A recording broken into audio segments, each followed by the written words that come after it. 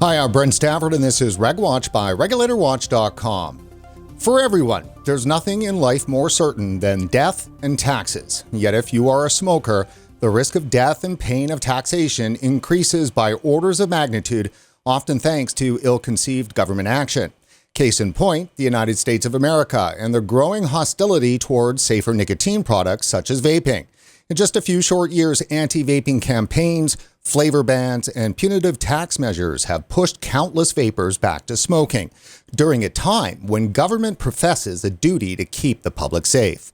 Joining us today to talk about the U.S. approach to vaping and its macabre commitment to death and taxes is the writer, researcher, and policy analyst, Lindsey Stroud from the Taxpayers Protection Alliance. Lindsey, thanks for coming on the show. Thanks, Brent, for having me. It's actually quite incredible that we've not yet had you on the show. Yeah, I know. I remember meeting you at the Stafford conference back in, I want to say 2018. Yeah, or maybe even 16. But I know for sure during the rally in D.C., we spent some time together. We did, yes. And I refused to go on camera. I was kind of like avoiding the whole media where all y'all were set up. Well, it's awesome that we have you now, and thank you for being our guinea pig as we're moving back into some live coverage this year, and hopefully everything will go fine with our broadcast tonight. Right off the bat, I'd like to say that I'm not particularly anti-government. I'm anti-incompetent government. I'm pro-government to the point that if the goal is to help citizens live a happier and healthier life, policies should advance that. But when we look at what's going on in the U.S., and of course in other countries, Canada and worldwide, but U.S. is our focus tonight. When you look at what's going on in the U.S., you got to wonder, are they really making decisions that are in the benefit of people? Definitely not in terms of tobacco harm reduction. If you look at the states, you've got, 4 states now that have flavor bans going on, including Massachusetts, Rhode Island, New York, New Jersey. California's got one on hold. You've got other states. Well, Connecticut just had one that went through. You've got a flavor ban hearing in Maine tomorrow. Vermont has looked at it. And then you've got the whole debacle of what's going on now at the federal level with the hat trick, so to speak, as far as the menthol ban that came out from the FDA, the Biden administration looking at doing nicotine caps, and then the Democratic congressmen that have pushed forward with a federal excise tax on vaping products, as well as increasing the cigarette tax. So it's just kind of lovely. 2019 was really terrible after Eve Ally. And thankfully, I shouldn't sit here and say it's COVID helped with the vapers as far as nothing happening so much last year, but now they kind of came out full force and is, trying to do something with vaping. Are you saying then that as COVID begins to wane, the forces of public health and the nonprofit health groups are turning their attention back to vaping? Well, they already had turned their attention towards vaping during COVID, even though the data was kind of showing that nicotine users and cigarette smokers were really underrepresented. I know I looked at it in May of last year with the CDC, for example, was reporting on vaping-related lung injuries, or not vaping, sorry. They're reporting on COVID cases, and they had actually comorbidities, and only 2% of them were smokers. CDC quit reporting on that, after that 1 month, and you've got all these studies that are out, but they kind of did that, but that kind of waned off, and so now it's just we're getting back to legislative sessions, and taxes, I think, kind of come out because of COVID, that they're trying to recuperate money, unfortunately, by taxing people that have quit smoking. So for our audience who don't know what a policy analyst does, let's spend a little bit of time unpacking that. And of course, you were with Heartland previously. You've got a lot of experience in this area. I do. Heartland in 2016 kind of threw me on it. And I just fell in love with all the vapers. It's one of the few industries that you see attacked at the local, state, and federal level. And, I've been fortunate enough to be able to just kind of do the numbers on things. So that's what I what I tell people when I have to explain what working at a think tank is I write research papers and tell policymakers what's up. but we do it, at least at TPA, it's not so much as far as making claims. It's just kind of like, here are the numbers. And that's what I've been kind of focusing on lately in the past 6 months. Yeah, and so you wrote you've got something that's on the bench right now that's about to get published. Why don't you tell our audience about that?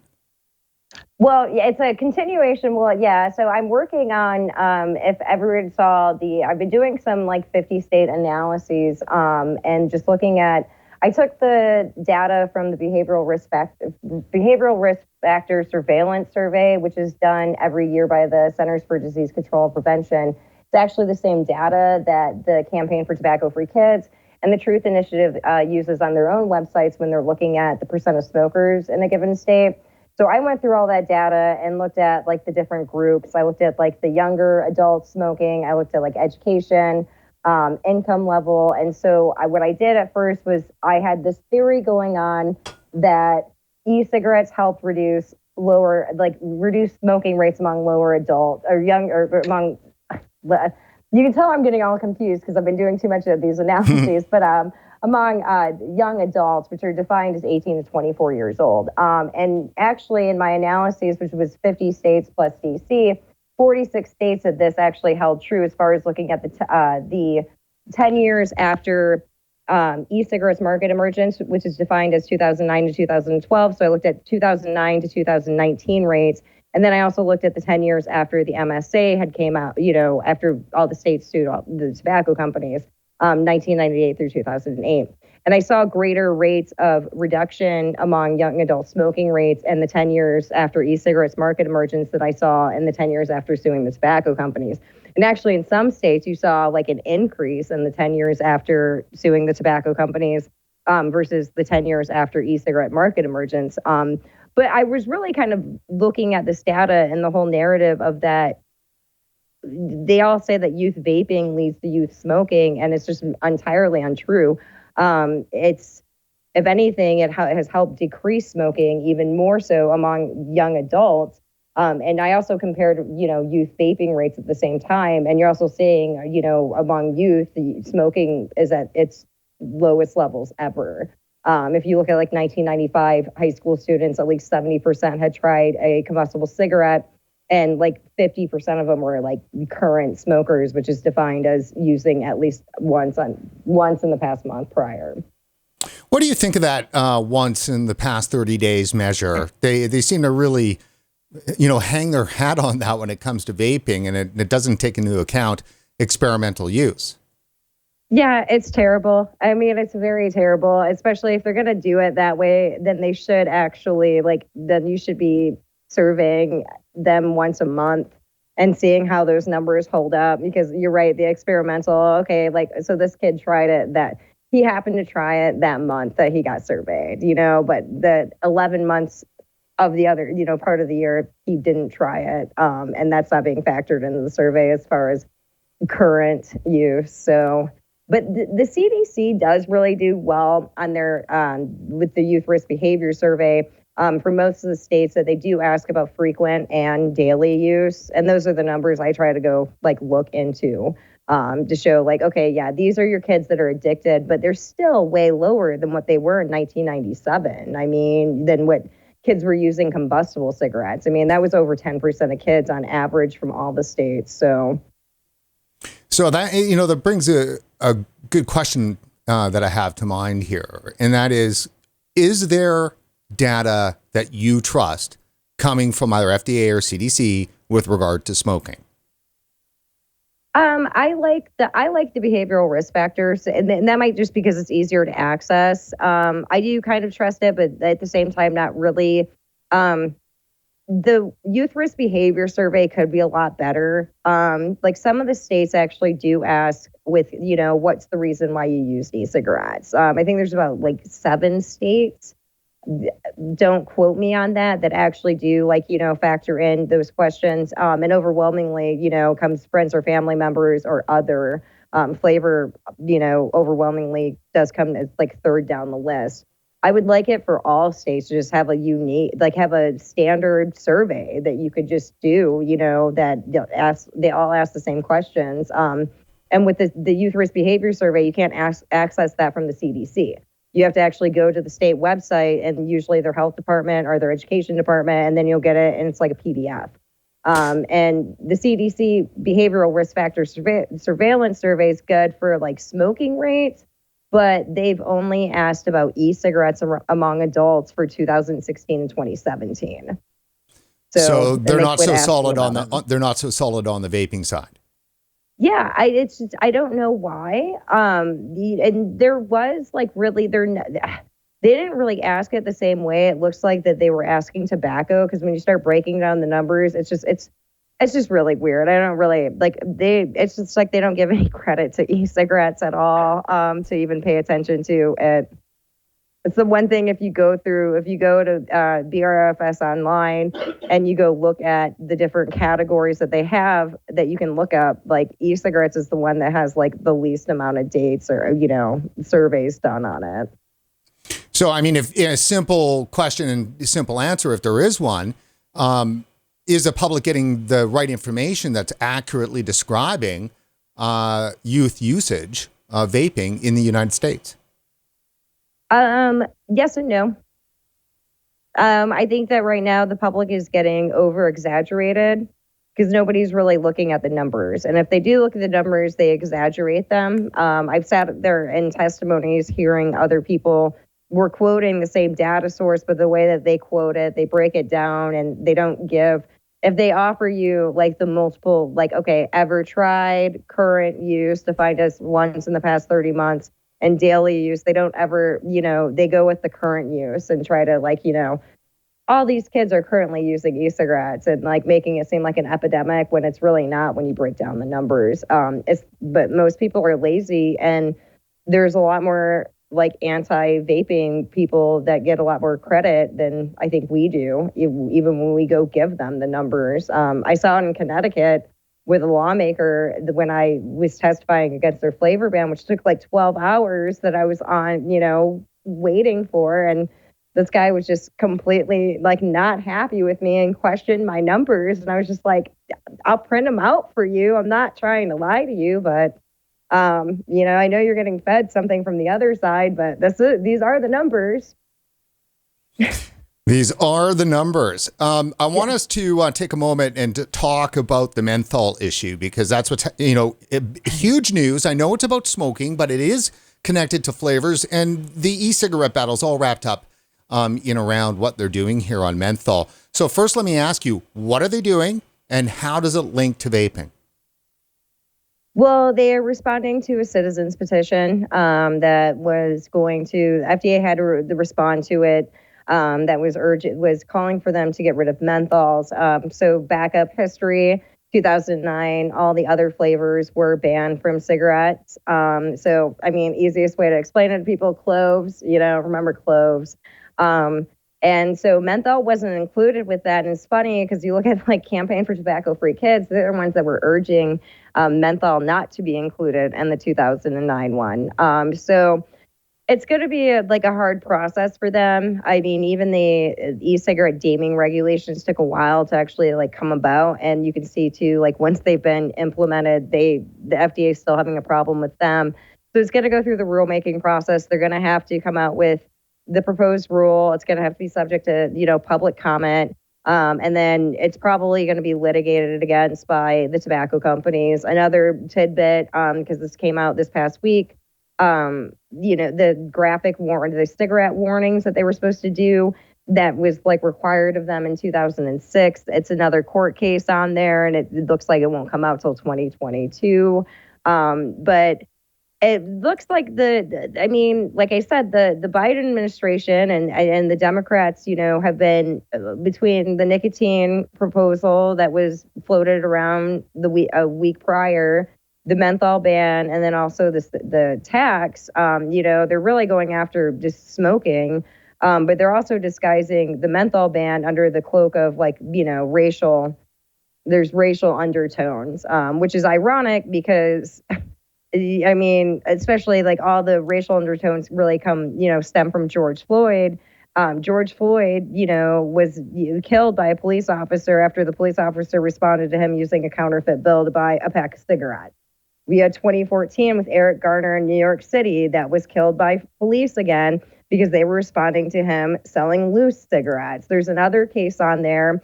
You see illicit cigarettes all the time, especially in the States and these like smoke shops, and they tend to be minority ran smoke shops. So it's just banning this. It's not so, and they keep emphasizing that, you're not going to be charged if you're in possession of it, but they fail to realize that like, in order to be in possession of it, you have to go buy it from an illicit dealer, and that's who you're going to target. And once again, there's, George Floyd, he bought it with a counterfeit cigarette. Eric Garner was selling it. They were not apprehended for just having cigarettes. They were, put in police custody because of the act of buying, the purchasing act of it. So it's going to be a mess. It's terrible policy. Lindsey, that's fascinating. I've not yet heard that comment about even singularly on any one of those events. And to put that all together, I mean, I hate to use the word fascinating, but it speaks to something like, if you're going to create a black market around cigarettes, here's potentially what can happen when something becomes illicit. Yes. Well, even Eric Garner's mother, in 2019, when New York City was looking at banning menthol cigarettes, Eric Garner's mother, as well as Trayvon's Martin, they penned a letter to the city council urging them not to do it because of what it would mean for Black communities. So, and yeah, I love like I said, I just love the whole like, oh, you're not gonna be in trouble for possessing it. It's like, well, how do you get it? Right. Well, and it creates a black market. It creates an illicit structure that people then interact with. That is amazing. So it's a social justice issue. Vaping is a social justice issue. We've been saying that for years. We actually have Cliff Douglas, who's the former vice president of tobacco control for the American Cancer Society, coming on the show. We've already shot the interview. It was an amazing interview that we'd done. And he spent a bunch of time talking about the social justice issue, as well as what we have up on the screen here. And you've mentioned it, the FDA wants to lower nicotine in all cigarettes, which will make smokers smoke more. How is this a good idea? I mean, I know for a fact that if somebody gave me a light cigarette and I was still smoking my 2 packs a day, I'd be smoking 3 packs a day. Exactly. Exactly. And also, like, I'm not even I'm more worried about the black market responding to it. And it's like the eval scare that came out of America was due to illicit, products that are illicit because they were found in states that don't have recreational marijuana. And so it just like, you're going to create a demand for people to go buy these black market cigarettes that aren't even regulated, because they want to get their nicotine fix.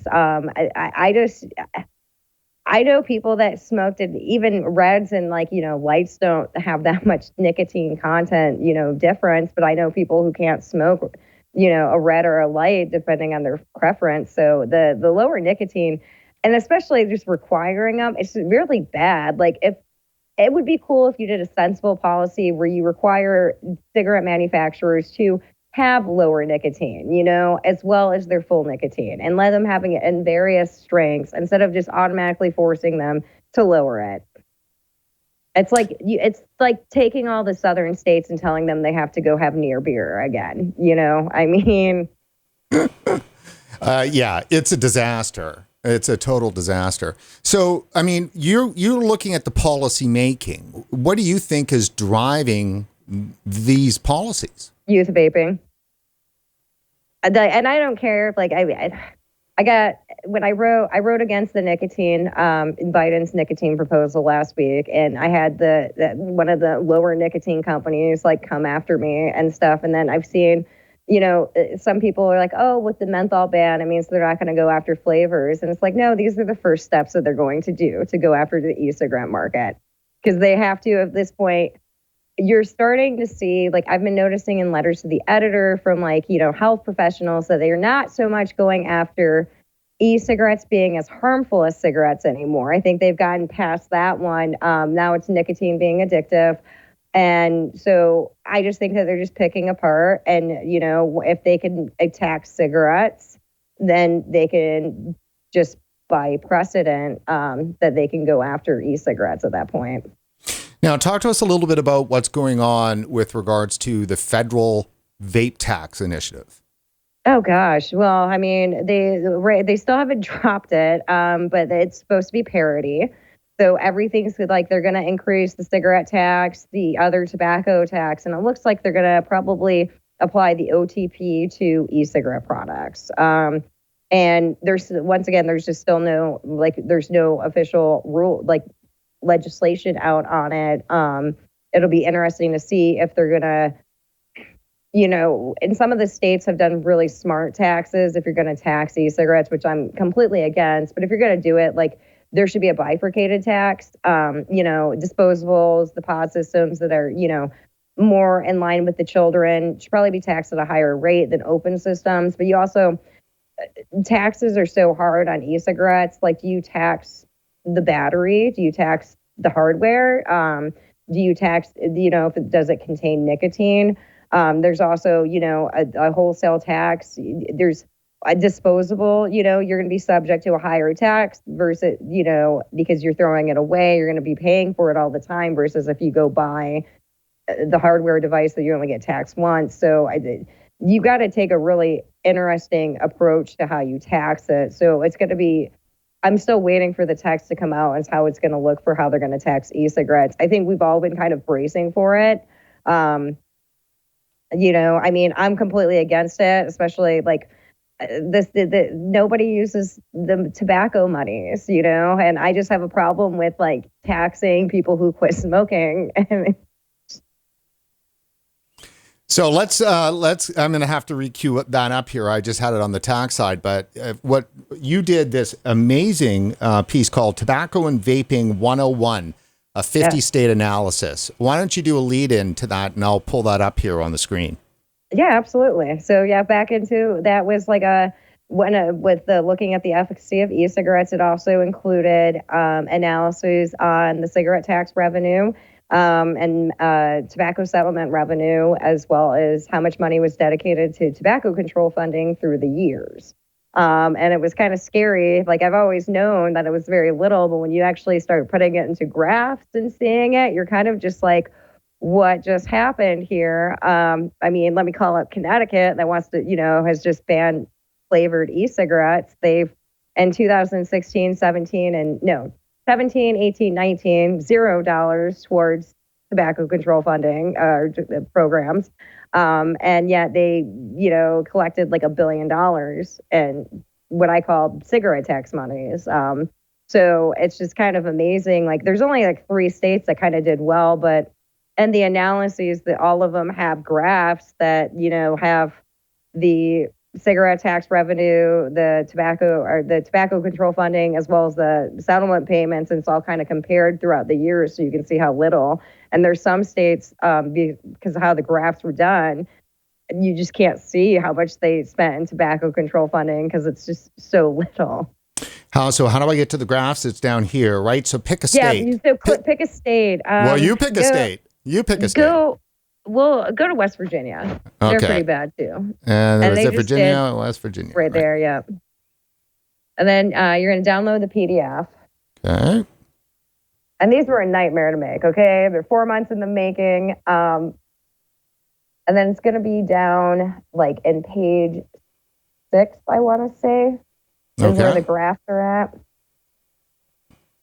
So you have then for each one of these states, you've got, it's a template that you've done at least in terms of being able to, collate all the data. And that's what I liked about this is that you can actually compare states fairly easily on data that you can't just fairly easily compare on your own unless you're a report.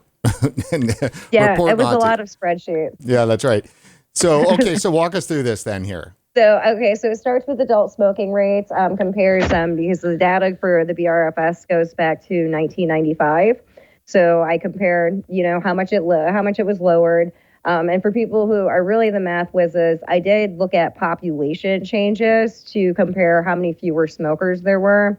So you can see like where it doesn't add up sometimes, it does make sense that it is lower smokers because there's more people in their population.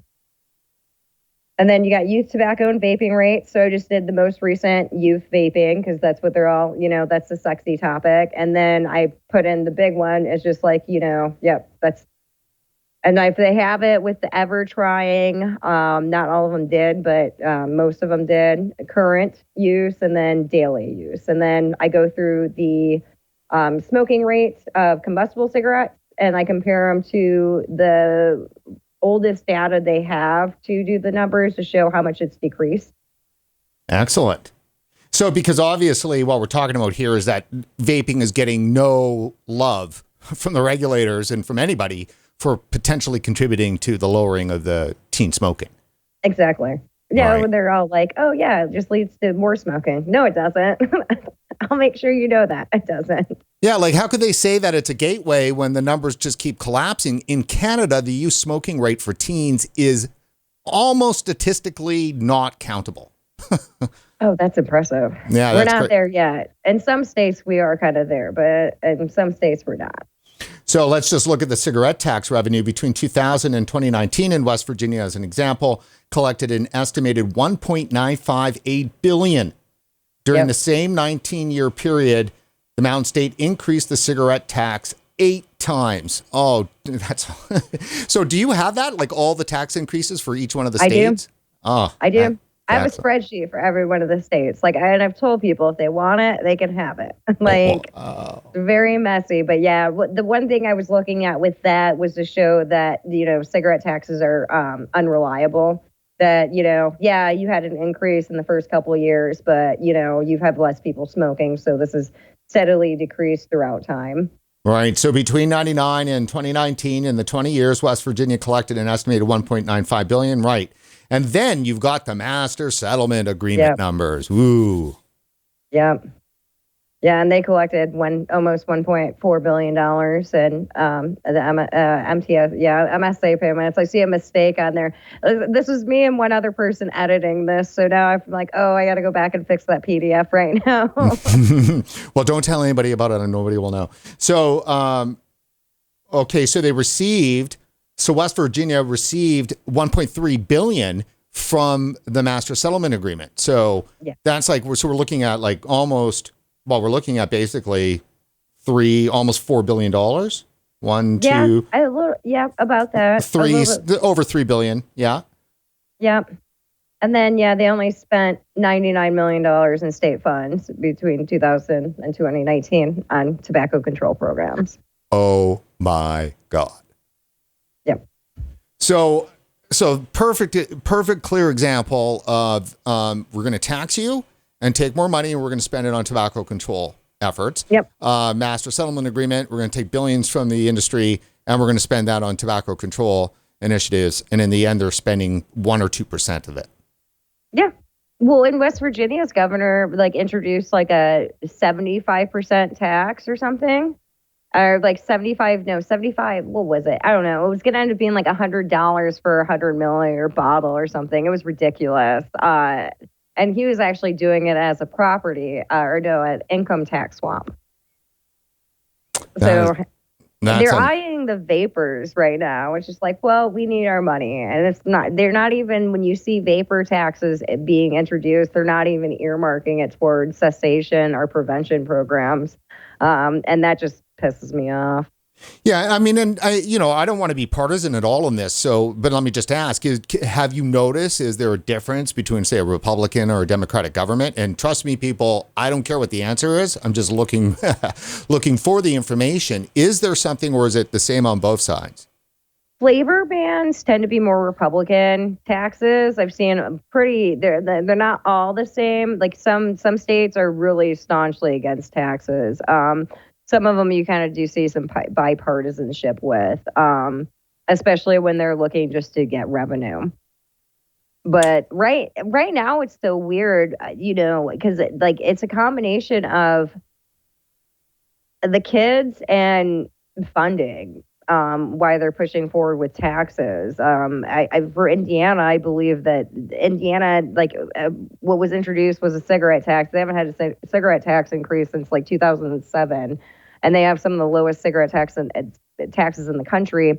And they ended up out with a 10% or 10 cent per milliliter tax.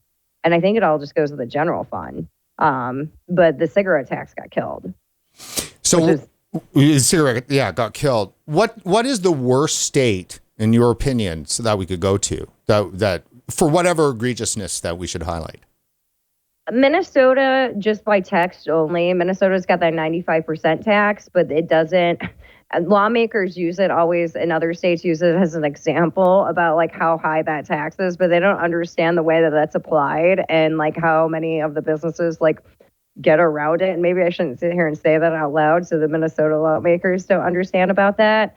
But yeah, they've got like it's not the cigarette tax, but they got a 95. I don't have the vape taxes on there, but they've got a 95%. It's weird how they calculate it, and I can't even describe it myself. The other worst state that did a tax was probably a vapor tax would be Pennsylvania, that did the 40% wholesale floor tax in 2016. And a third of their businesses shut down because they required the tax for all the product, like everything that was in their inventory. Right. They taxed what was already on the shelf. Yeah. And that was like a bad one. Like the best state for vapor taxes, and which they all suck if they have a vapor tax, would probably be Washington State. They've got a bifurcated tax. I forget the actual numbers on it, but they're quote unquote reasonable. There's no such thing as reasonable tax. Libertarian to the heart on that one. All taxes are bad. But yeah, and then for cigarette taxes, I can tell you all those. New York, Connecticut, anyone with the 435, the highest taxes in the country, pretty bad. Also have the highest smuggling rate. And death and taxes. That is the title of this episode. And it's striking because the more you tax, the more likely a vapor is going to go back to smoking. And it really is, the taxes are the death of you, for real. Yeah, there was a paper done about Minnesota's tax, actually, and that like 10%, they're missing out on 10% of the population, of the smoking population, because of that tax. So when we first started covering this issue, there wasn't a lot of the taxes yet in place. I mean, we're into our 6th year now. So early on in 2015, when the tax, scares were starting to come out, I've often wondered whether or not if the vaping industry missed an opportunity to be wholeheartedly on board with some of that, because if the governments had their hands in the coffers early on, maybe it wouldn't have spun out of control. I know now that that's just total horseshit on thinking on my part, but I just wonder if you've thought about that, or if your mind has even changed on that in some manner. Well, I always say to people with lawmakers, one, when you go to talk, okay, never go on record. Don't ever sit here and say anything on record. But you go and meet with your lawmakers and you give them 3 options. Here's the worst thing you can do. Here's what we really want you to do, and here's somewhere in the middle. And then you also just tell them, especially if they're coming up with a flavor ban or something that's really bad for your business, I'm never going to support that on record. If you have a good enough relationship with your lawmakers, they're kind of going to understand it. And I understand where the vaping industry understands to give, that they're going to have to give a little bit, but you just never go on record for it. My only advice to everybody, you just never go. I've sat there, and because I can never go on record for it for the companies that who I'm representing, but I have no problem working behind the scenes with lawmakers to give them something that, once again, is quote unquote reasonable. You sound like a lawyer. You sound like a lawyer. I've learned it a little bit. I'm not a lobbyist, I swear. Okay, lobbyists pick sides. I love my job because I get to. I work with both on cigarettes and vaping issues. I try to defend both cigarette smokers and vapers, and other consumer issue areas. So I've met with lobbyists, and I'm always like, well, what side of the aisle are you working on today? And I've sat there, and there was a state where one day it was a tax on vapor products, and the next day it was an online sales ban. And this lobbyist, the tax day comes out, he's against it. The day later with the online sales ban, he's for it. And I like that, like both days I came out and spoke against them because I'm working, for the consumers and not some business that, the problem with a lot of the vaping regulations really does come down to the government, picking the winners and losers of this industry. Well, and that's almost pretty much exactly what happens anytime a government comes in and regulates a market for the first time. Yeah. Yeah. Which is, I mean, there's not too many examples of that in my lifetime with a massive industry that's, very important, potential to save lives and so forth. And the government is so intransigent about it. Before we leave the States, I want to do California only because there's got to be it's California, right? So I'd like to just see what the numbers look like here. So walk us through old California here. I know it's not the Sunshine State. That's Florida, but I keep thinking, what is California? It's the Golden State.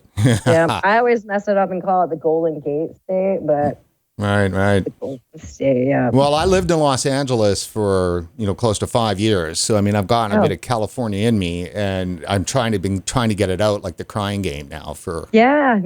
God bless you. I would never live in California ever. So let's walk through it.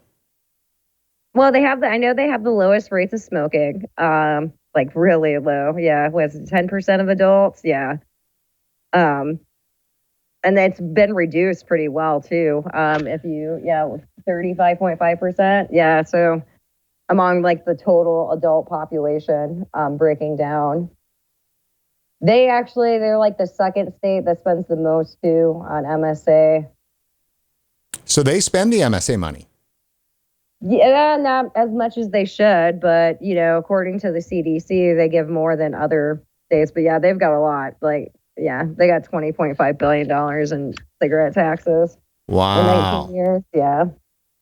Wow. So I mean, just because they're so huge. Population. Yeah. Yeah. Now, I guess, the fact is, though, is that maybe them not spending the MSA money on tobacco control is a good thing because they'd just be plowing that through into anti-vaping.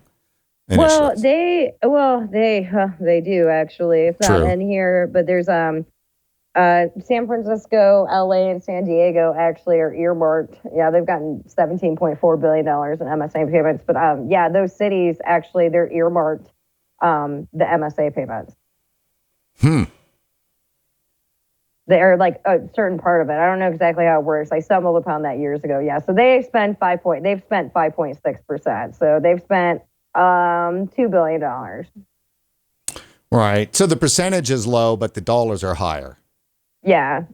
Now, if you go down, actually, because there's the numbers, I did do it in the summary where I do, instead of having the percentages, I just do the numbers. So yeah, so they'd spent $2 billion towards tobacco control programs, and then they've received $20.5 billion and $15.9 billion in taxes and settlement payments, respectively.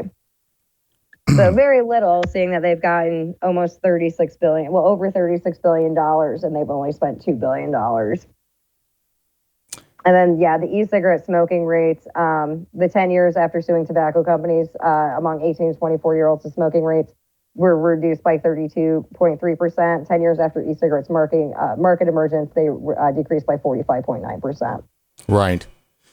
In California, if you go down to, so you can see too where it spikes up. So those are the smoking rates. The first graph is about 18 to 24-year-olds. You see, I mean, it was headed down. I mean, it kept decreasing until 2017, and then it spikes up with the youth vaping epidemic in 2018.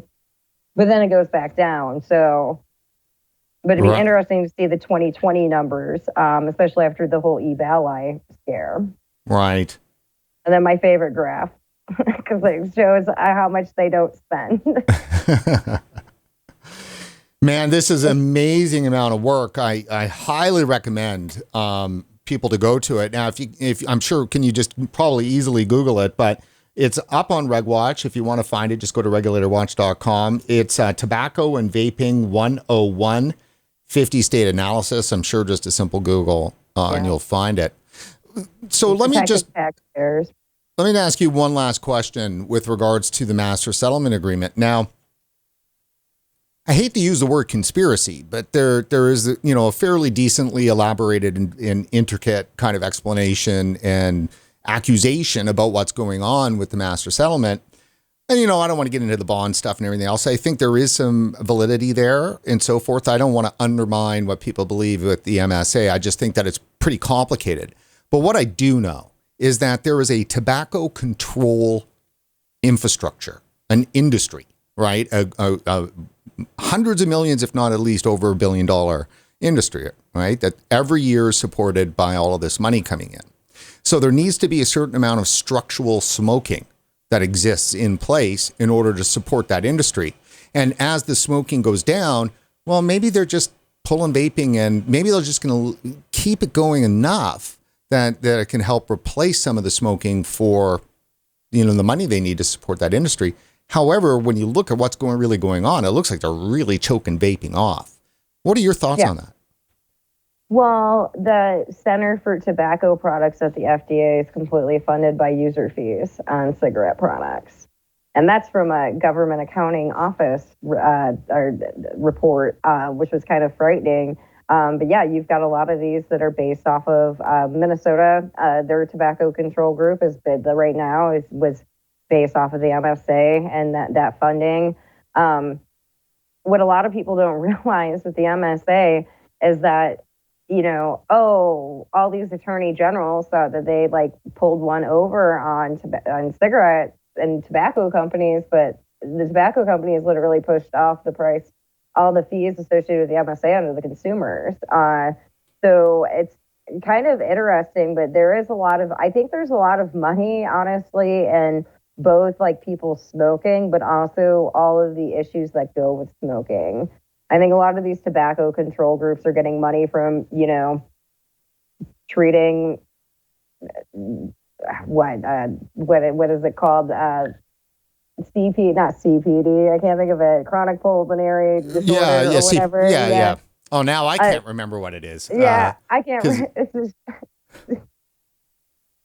Oh, if Skip Murray was watching it, she'd text me right now. But the chronic COPD. Never use an acronym if you don't have it right, because then you'll just embed it. Yeah. COPD. COPD. There you go. Yeah, I think that they get a lot of money out of that, and what's associated, smoking related, health illnesses. But I do think, there's some funding. I think I don't know.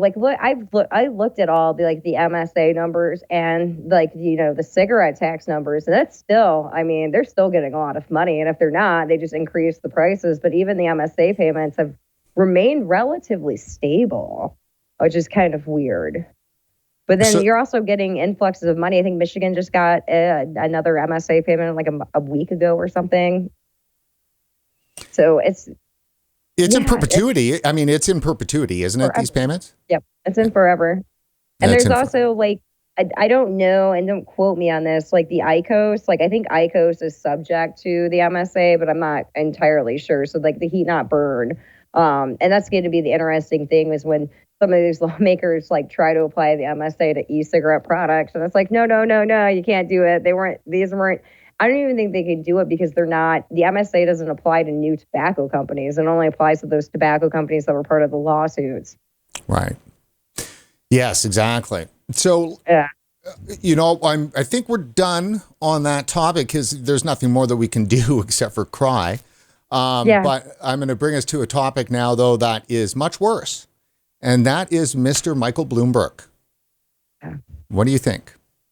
Oh, Mr. Overlord wants to control everything and has no problem doing it in unscrupulous ways. The Philippines, they're still trying to find answers. As two of the Congress people just sent another letter on the Philippines FDA, which apparently some of the people took money from them when they decided to go ban heat not burn. And he's also there's some other countries, Mexico, Ukraine, that they're looking into the way that the Bloomberg Foundation has given money.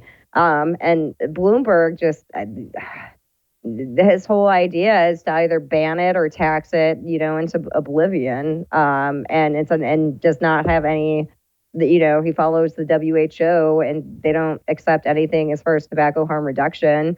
So then he's really looked at it. The $159 million that he gave out in 2019 to do the so-called youth vaping epidemic. Yeah, Bloomberg's a D-bag. That's the best way to kind of put it. Sorry if I can say that out loud. Well, I think it was descriptive, but not really too descriptive. So that was good. Yeah, it's what bothers me so much is the arrogance behind the thought that it's okay to go into third world countries essentially and say, you don't have the resources, you don't have the acumen, you don't have the infrastructure, you don't have any of the first world tools that would allow you to regulate a product like this. So instead, you have to just ban it. And if you do, we'll give you a bunch of money and a bunch of glory. Yeah, exactly. Or perpetuating this whole, you're going to have a youth vaping epidemic when they already have a adult smoking epidemic going on. It's just amazing, and to see. I know when I looked at the Philippines too, they've got an equivalent of a campaign for tobacco-free kids out there that's 100% funded by Bloomberg. And it's just, I've done a little bit of research. It's interesting. I'm doing, more consumer issues at TPA. So one of the things is sugar taxes, as I've been looking into. And that's another Bloomberg one. And you're seeing the same similarities, on this whole either ban it or, tax it out of oblivion. And I'm hoping with especially with looking at the UK that might emerge as the world leader of tobacco harm reduction products, that there will be a little bit more countries will start looking into their associations with Bloomberg. I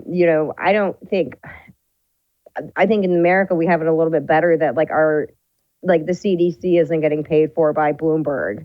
Not yet anyways, but we're in a weird time now. It could happen. And the FDA, but I do think that there are actors in play that, have some influence over it. Well, the CDC, do they not have that charity arm or that private?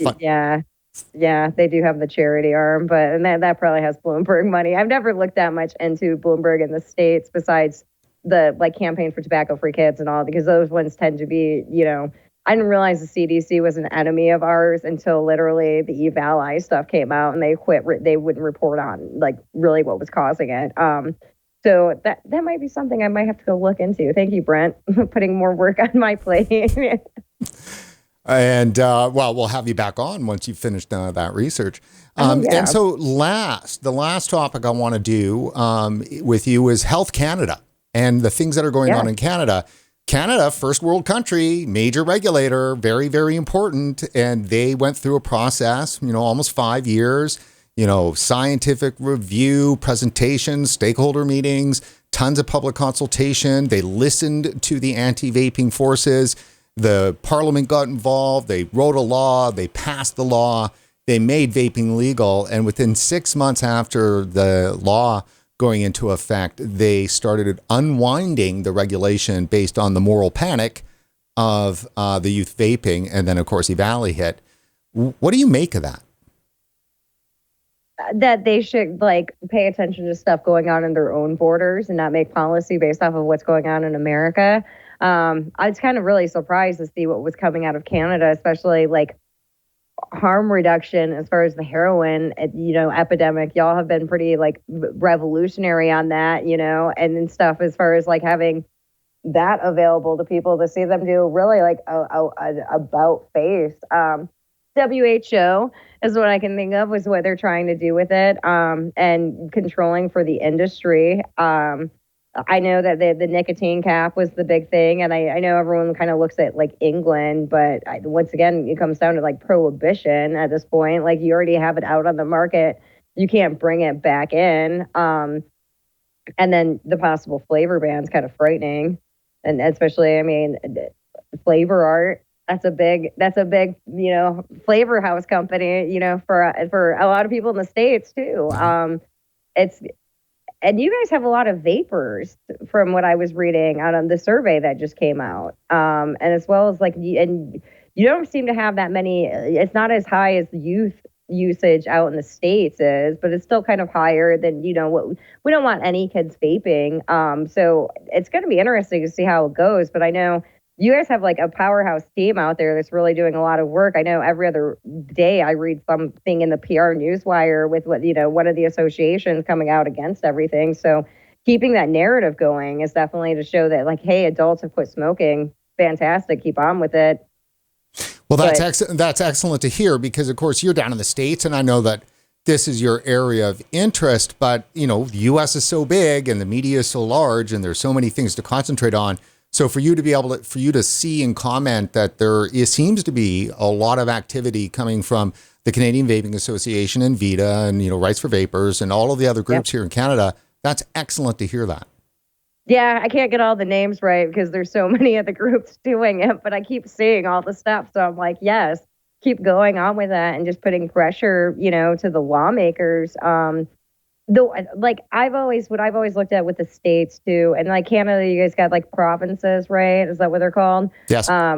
Okay. So, I mean, I've always been, at least out in the United States, that, okay, let's say the federal government does screw us over. If you've done well enough in your state, heck, you might just be able to like have like, oh, you're the only state that has flavored vapes, like building up the local relationships. Like all politics is local. And if you can show your local people more, you're going to have a stronger voice when it does happen at the national level, is always my opinion on it. Well, I mean, that's totally true. You got to hit at all levels. And, the enemies to vaping, they're hitting you on every single level. They've got local, they've got provincial, they've got federal. So unless you're doing the same thing, you're kind of getting lost. Oh, yeah, absolutely. And yeah, I just think and it helps you get more allies. And also the local level, you can make a little bit more change too, because they can see you. I always think of right now, Representative Julie Casimiro out of Rhode Island.